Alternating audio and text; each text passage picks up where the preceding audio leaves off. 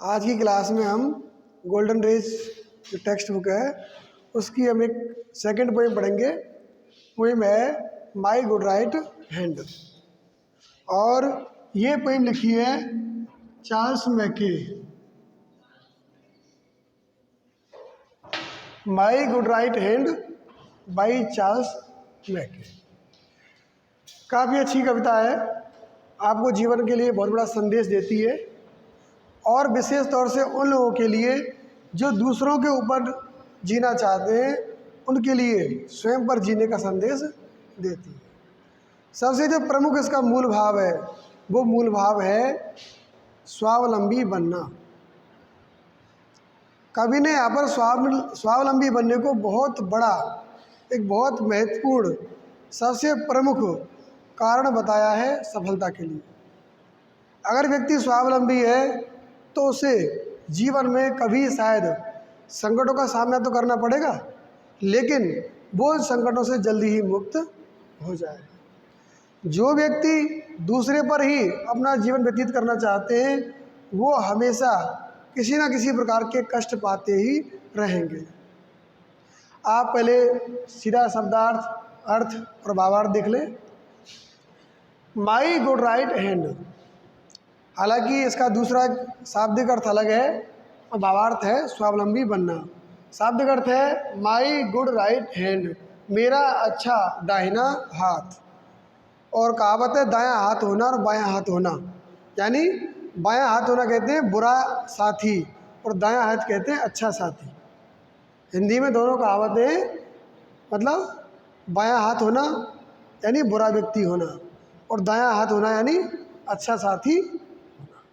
तो यहाँ पर गुड राइट हैंड का तात्पर्य है अच्छा साथी यानी सबसे बड़ा सहायक, और वो आगे स्वावलंबी बनना होगा।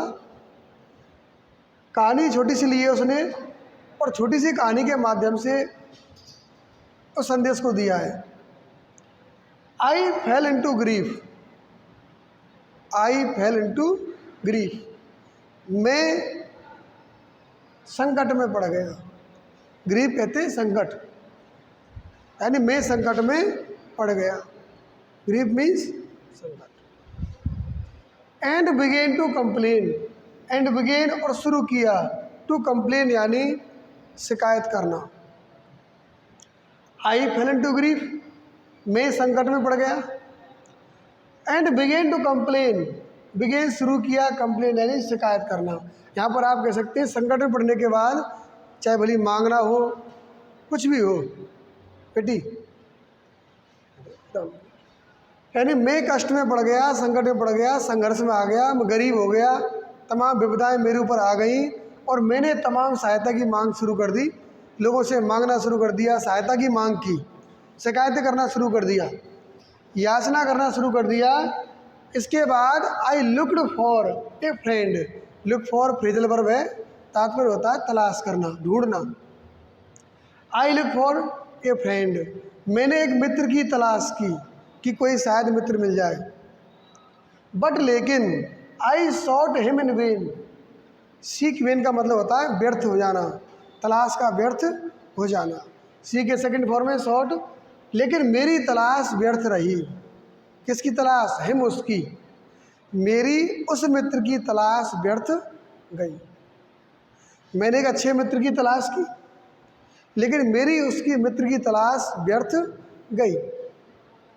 Companions were Sai and acquaintance were cold, companions यानी साथी, जो लोग हमेशा साथ घूमते थे, परम मित्र बनने का नाटक करते थे, सभी साथी, समस्त जो मित्र थे वो वर साई, बड़े शर्मीले हो गए। शर्मीले का मतलब होता है आपको देख के कतराना, आपसे, आपकी आंखों से आंखें नहीं मिलाना। एंड और एक्वेंटेंस यानी परिचित, मित्र तो बिल्कुल शर्मीले हो गए और जो परिचित थे, जिनको केवल जानता था मैं, वो सब वर कोल्ड, कोल्ड में से ठंडा होता है, यहाँ उदासीन हो गए।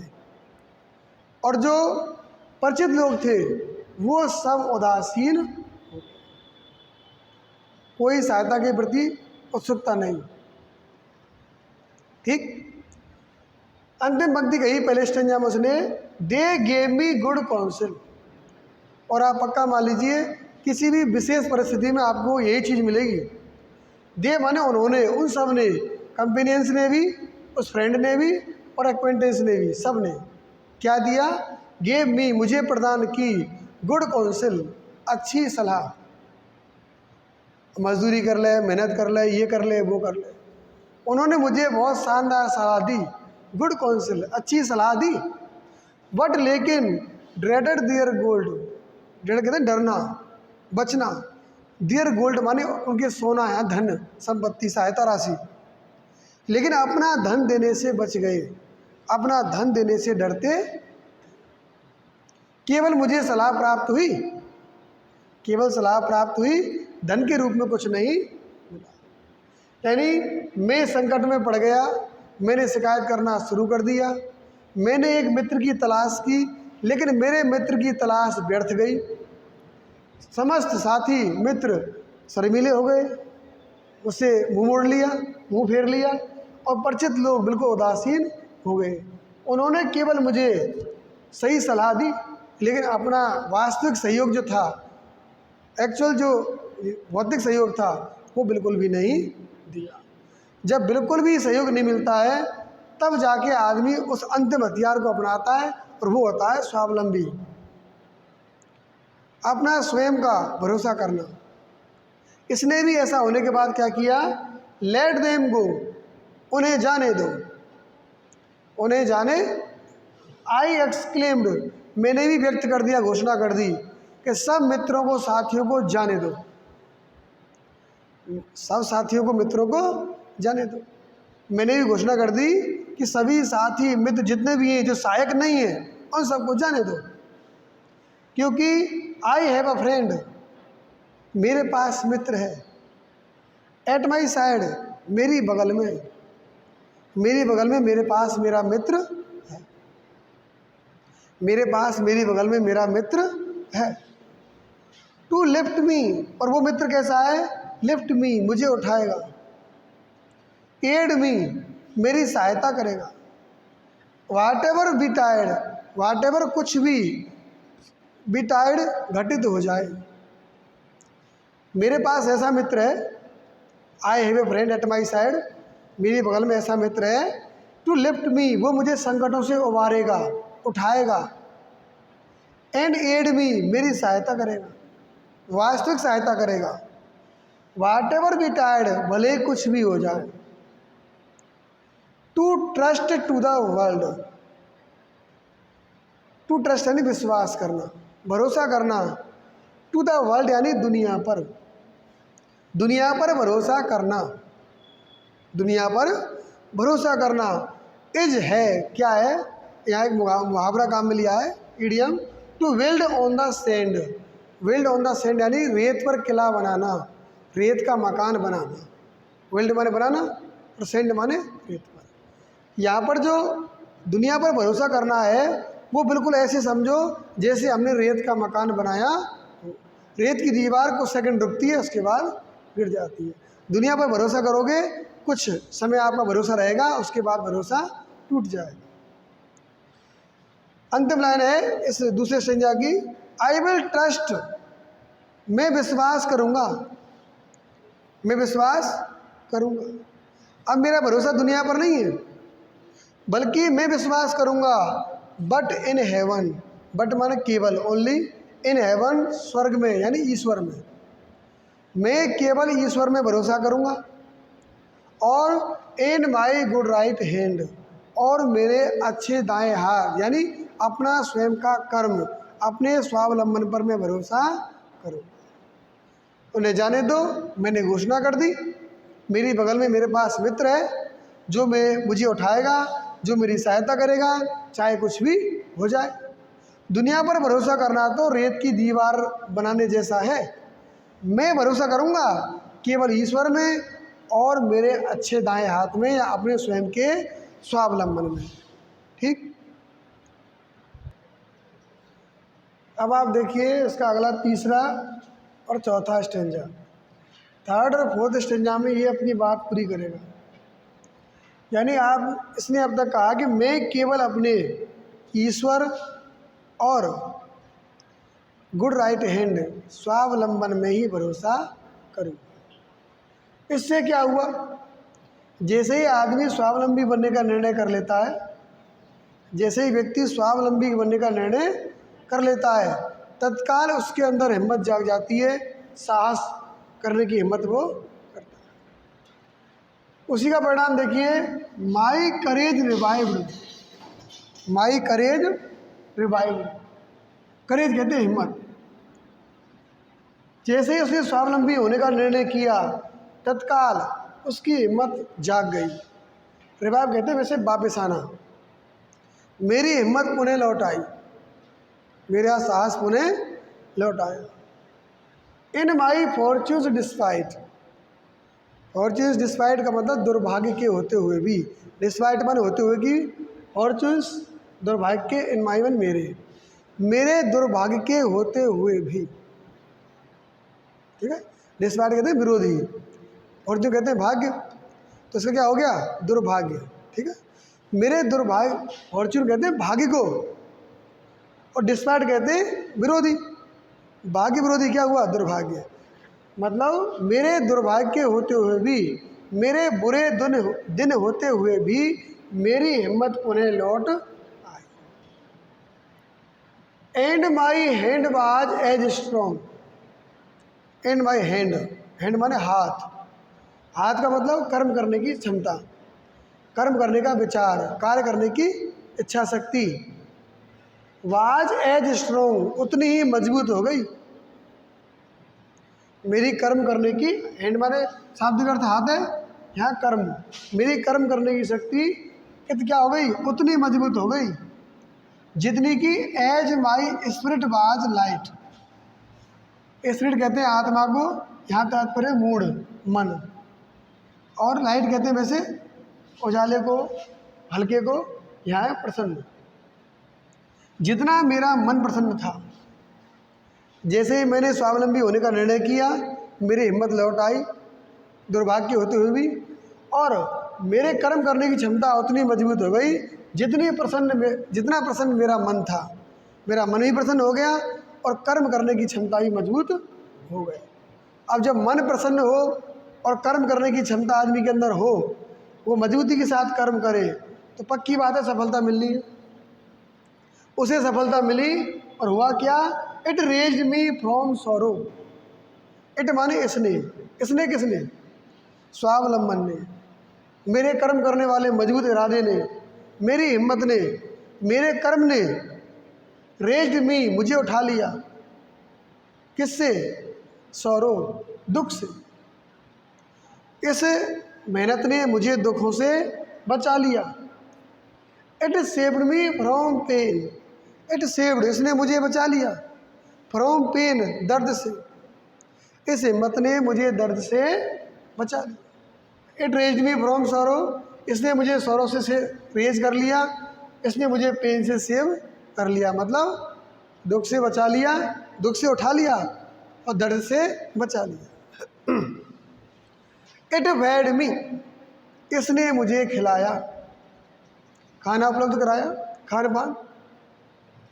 एंड क्लैड मी, क्लैड कहते हैं वस्त्र पहनाना, इसने मुझे पहनने को दिया, मतलब खाने को, पहनने को।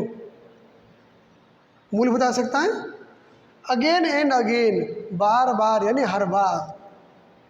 इसी ने, किसने, मेरी मेहनत ने, मेरे कर्मठ हाथ ने, मेरे स्वावलंबन ने मुझे खिलाया, मुझे क्या वस्त्र पहनाए, बार बार, हर बार, पूरे जीवन भर। पुनः देखिए एक लाइन में, मेरी हिम्मत लौट आई मेरे दुर्भाग्य के बावजूद भी। मेरा कर्म करने का स्वभाव इतना मजबूत हो गया जितना प्रसन्न मेरा मन था। इसने मुझे दुखों से उठा लिया, इसने मुझे कष्टों से बचा लिया। It fed me and clad me, इसने मुझे खाना खिलाया, वस्त्र प्रदान किए, अगेन एंड अगेन, बार बार, कई कई बार। कहने का तात्पर्य, सबसे पहले दुख में पड़ गया, लोगों से तमाम भीख मांगी, याचनाएं की, किसी ने सहयोग नहीं दिया, कोई अपना पैसा देने को तैयार नहीं हुआ। सलाह दे दी मजदूरी कर ले, भूखा मर ले, भीख मांग ले। अब उसने अपनी हिम्मत की और हिम्मत के साथ उसने कार्य किया, अपने स्वावलंबन पर भरोसा किया, अपने ईश्वर पर भरोसा किया, और ऐसा करते ही उसकी हिम्मत लौट आई, दुर्भाग्य बदल गया और वो सब दुखों से, कष्टों से बच गया और उसे खाना पीना रहना सहना सारी सुविधाएं उपलब्ध हो गई। यानी उसे कर्म करने का बहुत शानदार परिणाम प्राप्त हुआ। अब देखिए, यहाँ तक तो उसे परिणाम प्राप्त हो गया, अब वो सुखी जीवन व्यतीत करने लगा, कर्म का परिणाम मिला, उसे विश्वास हो गया और लोगों के लिए, हमारे लिए सबक भी मिल गया। लेकिन एक अंतिम बात और है कि जब आपका बटुआ भरा हुआ है, आपके पास पैसे हैं, आपके पास मित्रों की संख्या नहीं रही, कितने हैं, जैसे जैसे आपका बटुआ खाली होता जाएगा आपके मित्रों की संख्या कम होती जाएगी। जब तक माल है आप उड़ा रहे हो, मित्रों की लाइन लगी रहेगी और मित्र, पैसे खत्म मित्र खत्म। अगर आप तंगी में आ गए, कष्ट में पड़ गए, तो मित्र आपको पहचानेगा भी नहीं, तुम कौन, मैं तुमको नहीं जानता। लेकिन अगर आप पुनः धनवान बन जाओ, आप गरीब हो गए, भिखारी हो गए, सब कुछ बर्बाद हो गया, बर्बाद होने के बाद आपने पुनः मेहनत की और फिर धनवान हो गए, तो क्या होगा, खड़ी खोल दी, क्या होगा, वही मित्र जो आपको पहचानते नहीं थे फिर पहचानने लग जाएंगे, वही मित्र जो आपको पहचानते नहीं थे वो दोबारा आपको पहचानने लग जाएंगे, अरे आप तुम्हारे पुराने मित्र। बिल्कुल ऐसा ही हुआ। The friends who had left me, the friends, वो मित्र, कौन से मित्र, अरे धागा यूज करते हैं, वही मित्र हैं। द कंपेनियंस वर शाई and acquaintance were cold, I look for a friend, मैंने एक मित्र की तलाश की, जो फर्स्ट स्टेंजा में जिस मित्र की तलाश की थी, जो साथी सहयोगी शर्मीले और उदासीन हो गए थे, वही सब मित्र जिन्होंने सलाह दी थी, केवल पैसे नहीं दिए थे, वो सब मित्र हु हैड लेफ्ट मी, जो मुझे छोड़ गए थे, वो सब मित्र जो मुझे छोड़ गए थे, वो सभी friend came back, every one came back, वापस आ गए, एवरी वन माने प्रत्येक, एक भी नहीं बचा। जितने ही मित्र मुझे पहले छोड़ गए थे, जो मेरे फ्रेंड मुझे छोड़ गए थे संकट के समय, उनमें से दोबारा धनवान होते ही प्रत्येक मित्र वापस आ गया, एक भी नहीं छूटा, एवरी वन। अगर 100 छोड़ के गए थे, 100 के 100 वापस आ गए और पुनः यारी चालू। लेकिन अब लेखक बदला हुआ आदमी था। एंड डार्केस्ट एडवाइजर्स, डार्केस्ट माने कलुषित, कालमयुक्त, काले मतलब भावार्थ बुरी सलाह देने वाले, एडवाइजर्स, जो बुरी बुरी सलाह देते थे, भीख मांग ले, ये क्या थी, बहुत बुरी सलाह। जो तमाम तरह की बेकार सलाह दिया करते थे, लुक्ड ब्राइट, वो दिखाई देने लगे, ब्राइट में चमचमाते, एज द सन, जैसे सूरज चमक रहा हो, मतलब अब बहुत शानदार प्रशंसनीय शब्द कहने लगे। जो मेरे बारे में बुरे शब्द कहा करते थे, बुरे विचार व्यक्त किया करते थे, जो डार्केस्ट एडवाइजर्स थे, वो बिल्कुल सूरज की तरह चमकदार लगने लगे मुझे। अब उनकी सलाह बदल गई, अब उनकी सलाह बदल चुकी थी, अब वो मुझे अलग ढंग की सलाह देते थे, तुम पैसे वाले हो, क्या कमी है, और पहले भिखारी भीख मांग।